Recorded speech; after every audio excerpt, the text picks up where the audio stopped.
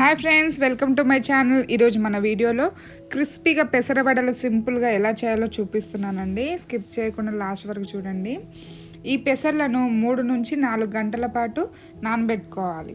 ఈ పెసర్లను మిక్సీలో వేసుకొని బరకగా గ్రైండ్ చేసుకోవాలి. ఇక్కడ వీడియోలో చూపిస్తున్నట్టుగా గ్రైండ్ చేసుకోవాలండి. మనం గ్రైండ్ చేసుకున్న పేస్ట్ అన్నిటిని ఒక గిన్నెలోకి తీసుకోవాలి. ఇలా గిన్నెలోకి తీసుకున్నాక అదే మిక్సీలో 4 నుంచి 5 పచ్చిమిర్చిని తీసుకోవాలండి.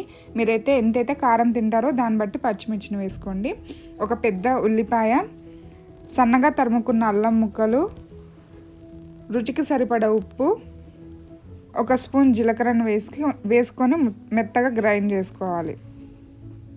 ఇప్పుడు గ్రైండ్ చేసుకున్న మిశ్రమాన్ని మనం ముందుగా గ్రైండ్ చేసి పక్కన పెట్టుకున్న పెసరపిండిలో మొత్తం మిశ్రమాన్ని వేసి ఒక 2 నిమిషాలు మొత్తం కలిసేలాగా కలుపుకోవాలండి.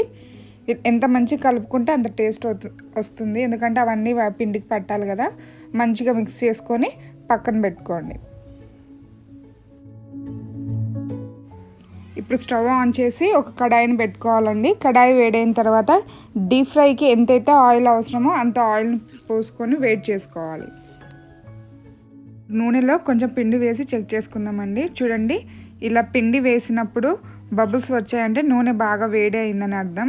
ఇప్పుడు చేతిలోకి కొంచెం పిండిని తీసుకొని దాన్ని వడ షేప్లో చేసుకొని నిదానంగా నూనెలో వదలాలి.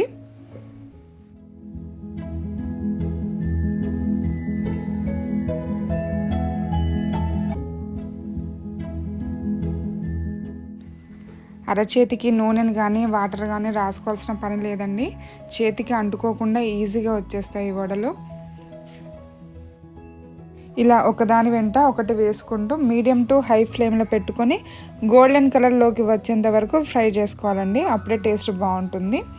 పైన క్రిస్పీగా లోపల మెత్తగా తినేటప్పుడు చాలా టేస్టీగా ఉంటుంది. వీటిని మార్నింగ్ బ్రేక్ఫాస్ట్లా కానీ ఈవినింగ్ స్నాక్స్ లాగా అయినా చేసుకోవచ్చండి. నేను ఈవినింగ్ స్నాక్స్ లాగా చేశాను, అందుకే 3 to 4 అవర్స్ నానబెట్టుకున్నాను. మీరు ఒకవేళ మార్నింగ్ చేసుకోవాలనుకుంటే నైట్ పెసలను నానబెట్టుకొని మార్నింగ్ గ్రైండ్ చేసుకొని అయినా చేసుకోవచ్చు. ఎలా చేసుకున్నా కూడా బాగుంటాయి. అంతే అండి, ఎంతో టేస్టీగా ఉండే పెసరవడలు రెడీ అయిపోయాయి.